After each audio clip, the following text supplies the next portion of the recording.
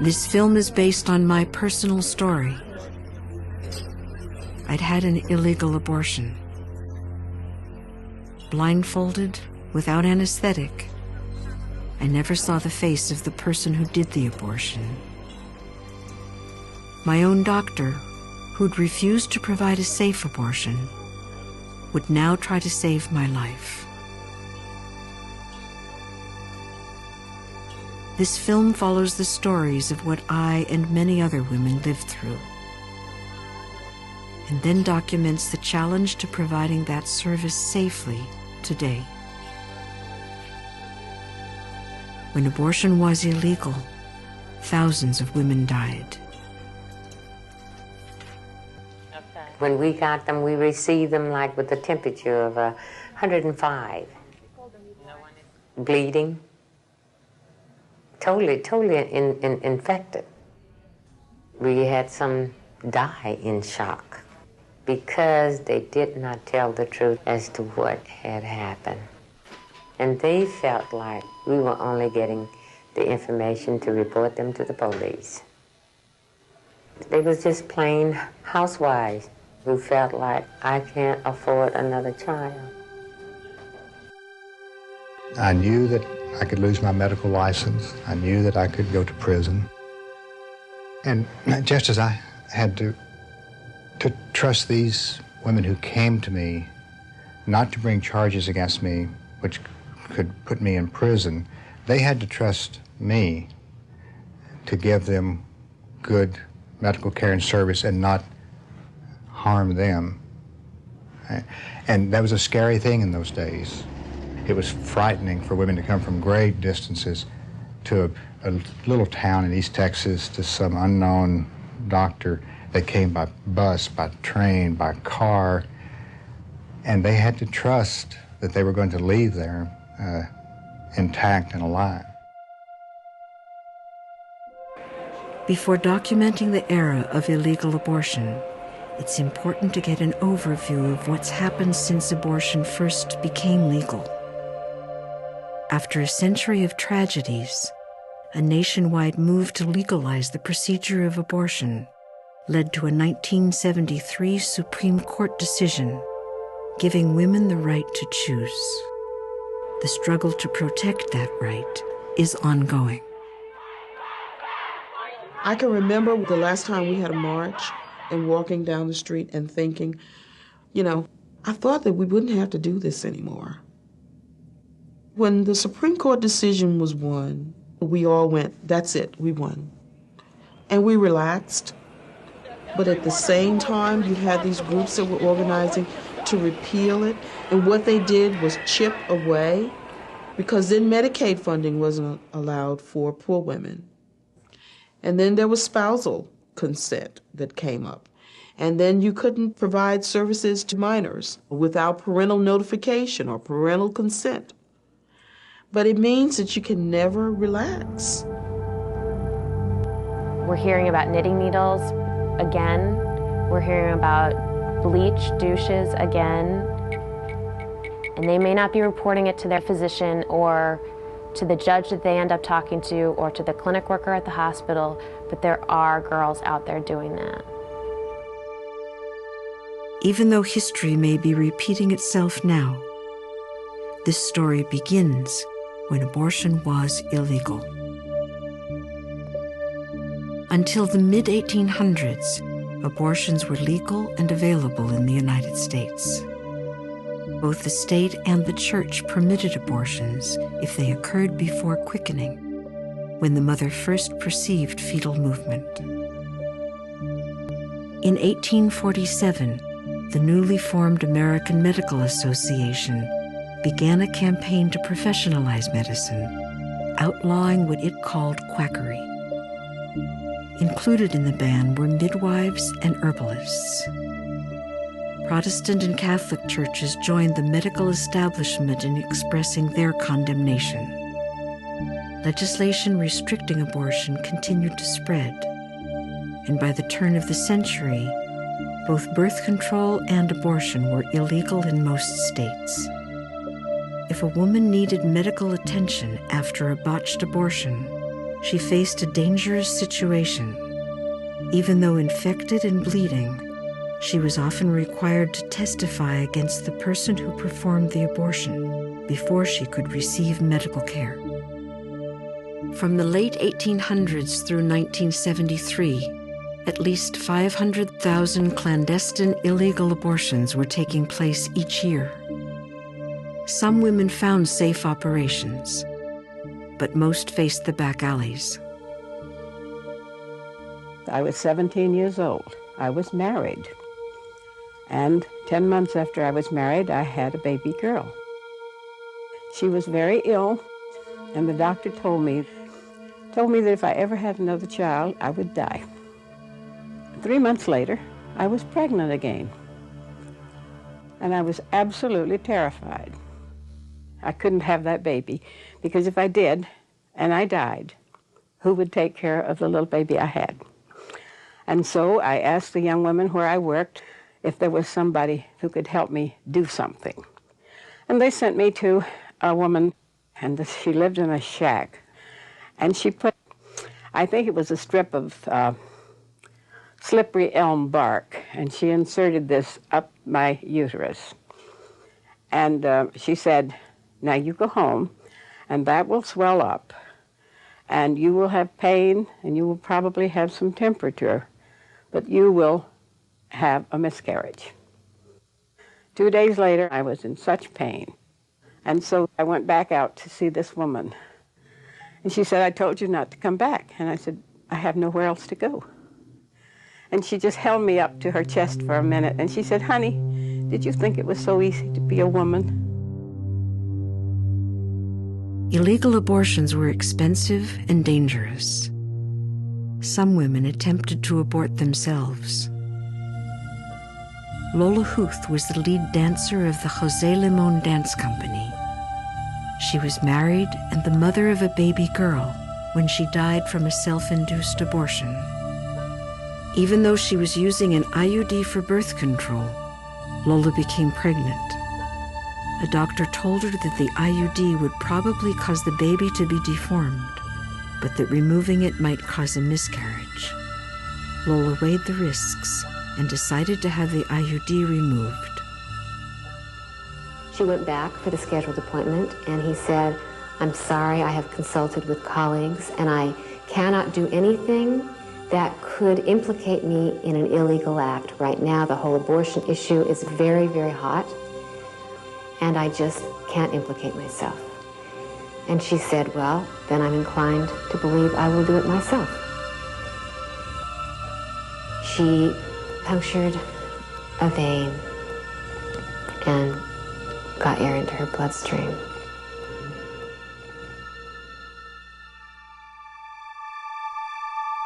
In the early 1960s, a grassroots movement to change the laws began to spread across the nation. The first call to action was inspired by one woman, Pat McGinnis. Pat worked in a hospital where she saw hundreds of women admitted with complications from illegal abortions. Pat's way was to reach people one by one with information about legalizing abortion. Do you approve of abortions for any reason? Some 100,000 women every year, this is California women alone, subject themselves to improperly or illegal abortions. I think that in itself is a rather staggering figure, and I feel great indignation as a woman to think that women have to subject themselves to second-rate medical care for a safe surgical procedure. She named her fledgling organization the Society for Humane Abortion. Throughout the 1960s, the struggle for abortion rights became one of the fastest-growing social movements in the history of the United States. People were willing to challenge the law and, if necessary, risk arrest.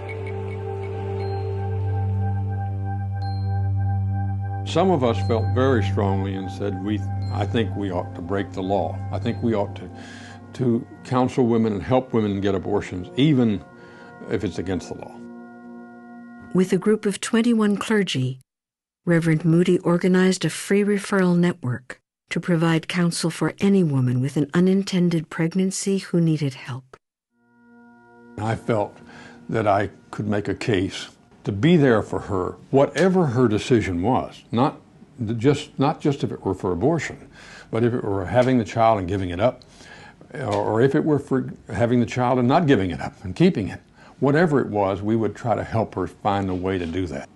And that as religious people, as people who cared about people's spirits, there was no way that you could do that without caring about their bodies.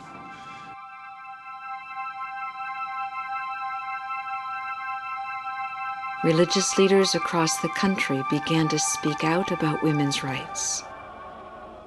One of the mistaken notions about the 60s is that we were primarily a civil rights movement.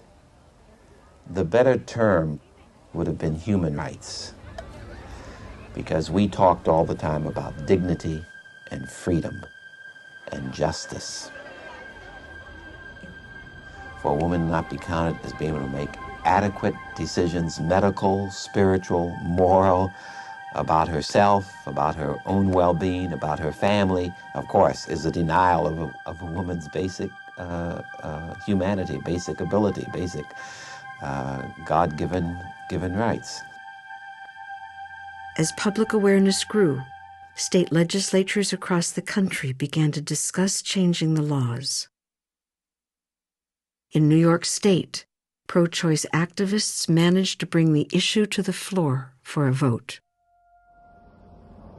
There are many who say that this bill is abortion on demand.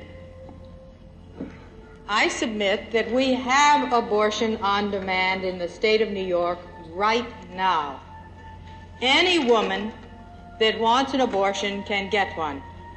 And the real difference is how much money she has to spend. If she has $25, she has it done here under the most abominable circumstances. And if she doesn't have the $25, she can abort herself. And regretfully, this is happening more often than you or I like to admit. The final roll call showed a tie. As the Speaker of the House raised his gavel to announce the bill's defeat, George Michaels asked for the floor. Mr. Speaker. Michaels. Assemblyman George Michaels represented a predominantly Roman Catholic district. His constituents expected him to vote against the bill, which he did. I had hoped that this would never come to pass. I fully appreciate that this is the termination of my political career, but what's the use of getting elected or re-elected if you don't stand for something? I cannot, in good conscience, stand here and be the vote that defeats this bill. I therefore request you, Mr. Speaker, to change my negative vote to an affirmative vote.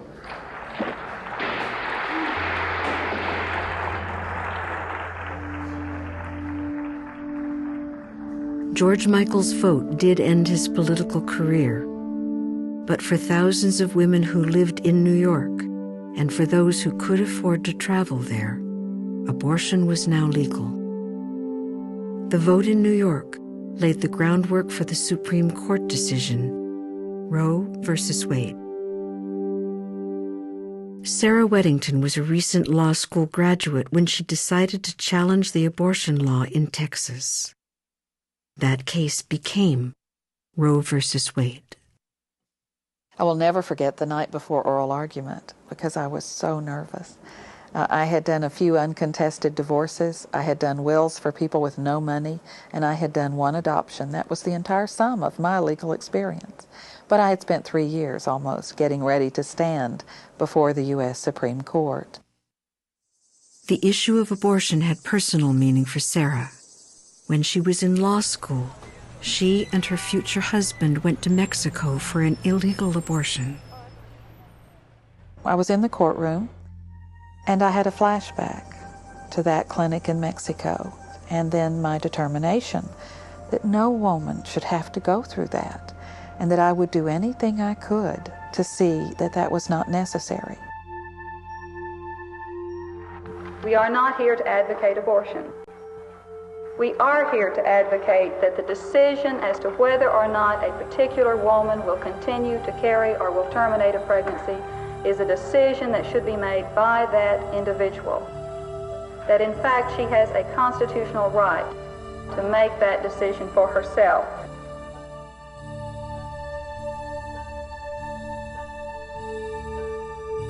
In recent years, efforts to limit abortion rights have been focused on legislatures and the courts. In the last decade, more than 350 laws restricting women's reproductive rights have passed. Women are finding it difficult, once again, to get safe care. In Kentucky, as in more than 30 other states, abortion funding is only available in cases of rape, incest, or life endangerment. This young woman faced serious obstacles when she wanted to terminate a severely abnormal pregnancy. We went for the ultrasound. Dr. White was telling me how some babies were born without a kidney, some babies were born without a heart or, an organ. And then she said, well, your baby was without a brain tissue. That was the hardest thing I've ever heard in my life. To spare Angela the trauma of giving birth to a baby with no chance of survival, she decided to end the pregnancy. She soon learned that the several $1,000 medical bill would not be covered by Medicaid. Working with the ACLU, Angela did win payment for the operation.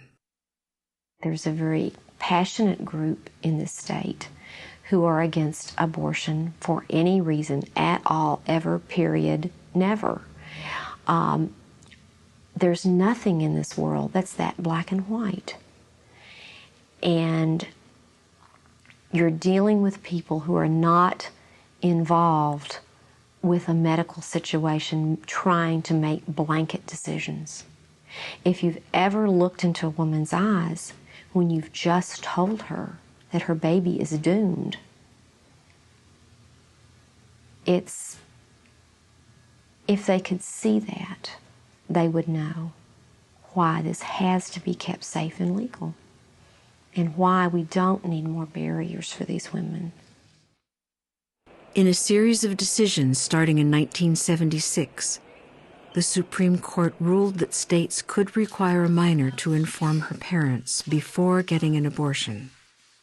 Parental involvement laws are now on the books in 44 states. The majority of these are strictly enforced. For teens with difficult home situations, these laws create an additional burden.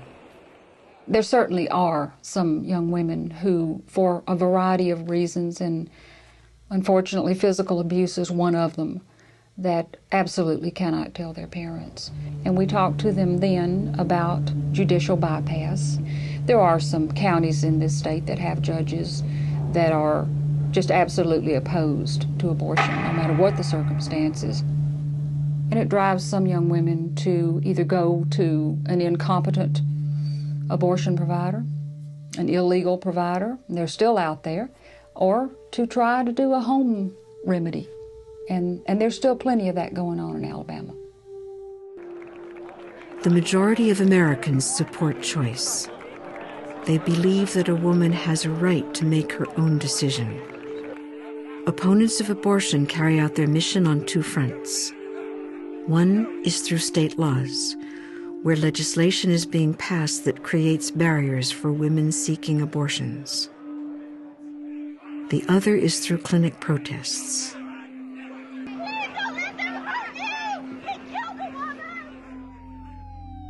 Before abortion was legal, many women died from self-induced abortions. Now, once again, hospital emergency rooms report treating women who resort to unsafe methods. Chris was a sociology major at a state university when she discovered she was pregnant. Like many women her age, she was not ready to have a child. Chris went to a clinic during a wave of protests. I went down with her and we waited in the waiting room for I don't know how long. And there's people outside marching around. And she had a really bad experience there. Chris became pregnant again after her birth control failed. She did not want to go back to a clinic because her first experience had been so frightening. Chris had been studying natural medicine and decided to use herbs as an abortifacient. Soon afterwards, she began to cramp. When the cramping got really bad, she thought she was aborting. And she had gone into convulsions in the bathtub. Then they'd found out that she'd had an ectopic pregnancy and that the cramping that she was feeling was that she'd been hemorrhaging because they said that there was dried blood in and around her, in her uterus, that's what killed her. The desperation level is already here. It's the young women, it's the poor women. It's the women who feel like they can't tell anybody, who feel so socially ostracized because of the dilemma that they find themselves in the first place. As the states pass more and more restrictive laws that make it harder and harder, that shrink access more and more, we see those numbers growing. Since the 1973 decision, the climate for abortion clinics has been volatile, with more than 12,000 incidents of disruption and terror. The most violent of these are 7 murders. A man burst into a Planned Parenthood abortion clinic and opened fire with a rifle. Minutes later, an identical attack occurred at a second clinic a mile and a half away. Violence at an abortion clinic in Florida. He just went up, chased the doctor down, and just shot him point blank. More than 80% of the counties in the United States have no providers.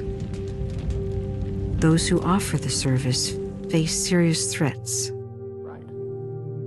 Dr. George Tiller, whose practice included late-term abortions, had faced threats of violence for decades. My office had been blown up. In 1993, I survived an assassination attempt. A local abortion doctor, praised by some, controversial to others, gunned down inside his Wichita church. Are you afraid that Dr. Tiller's murder is going to spark more violence? This is the 8th murder, the 17th attempted murder. There have been 41 bombings, 175 arsons, and the list goes on and on. The biggest omission so far is to not identify anti-abortion terrorism as hate crimes. Certainly murdering a doctor in his church is a hate crime. Dr. Warren Hearn is one of only 2 doctors in the United States who still perform late-term abortions. The assassination of Dr. Tiller was not the act of a lone deranged gunman. This is the result of 35 years of anti-abortion harassment. Violence as a political strategy is working to make abortion so unsafe for doctors that they are unwilling to bear the risks of performing it, so women can't actually get one, regardless of whether or not it's legal. God wants us to do what is right, and killing abortion doctors may be for some people what is right. Anti-abortion actions are often motivated by religious beliefs. This woman was the chief administrator at a women's health center, which provided a full range of services, including adoption and abortion. Because of her work, she was threatened with excommunication from the Catholic Church. All involved in the deliberate and successful effort to eject a non-viable fetus from the mother's womb incur excommunication. The most frightening thing was, had it been another time, I would have been burned at the stake. I wouldn't have had a piece of paper to tell me you're no longer a Catholic or you can no longer receive communion. But it's not going to silence me.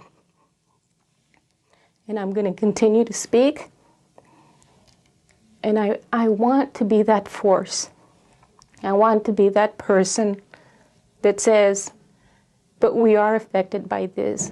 Women come to clinics like reproductive services and clinics, other abortion providers across this country, with the most incredible circumstances.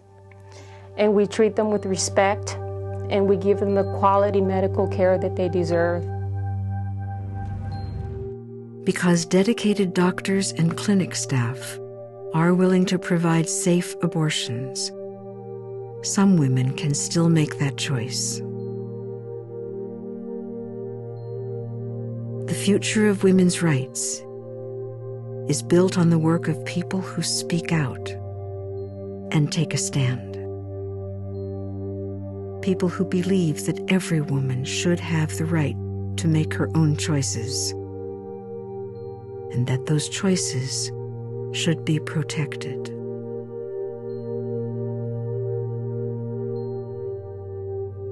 I've worked with most of the doctors who've been killed.